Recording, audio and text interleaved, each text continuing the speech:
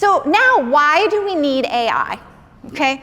Well, first off, we miss signals in our data. We really do, because we're not oftentimes experts. We don't always know what to look for in a data. How many people feel that way? Like, I just don't even know what to look for.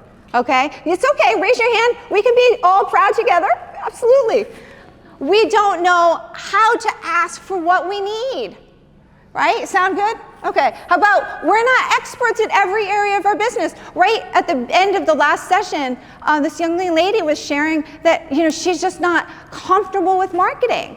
And that's my forte, but I'm not comfortable with other things. So everyone has their what?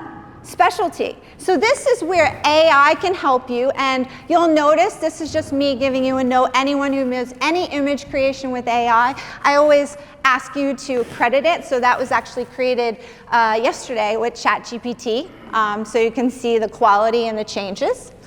And if you're interested, this is a fabulous book.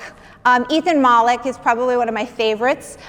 He wrote a book called Co-Intelligence, and that's where we're going to start today. We're going to talk about how to use AI to have a conversation, okay? But that's what I love about this. He said, my best ideas now come from talking to AI. How many of you guys feel like you wish you could talk to somebody at times, and you're the owner of the business, you don't always have someone to turn to?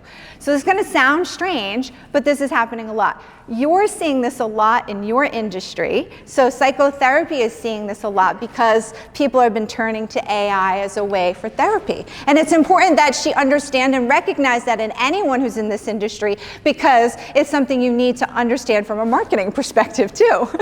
So let's talk about what AI can do. So spot patterns, cluster behaviors, summarize feedback. This gentleman was talking about how he can't get through meetings anymore without that summarization, right, that you're getting.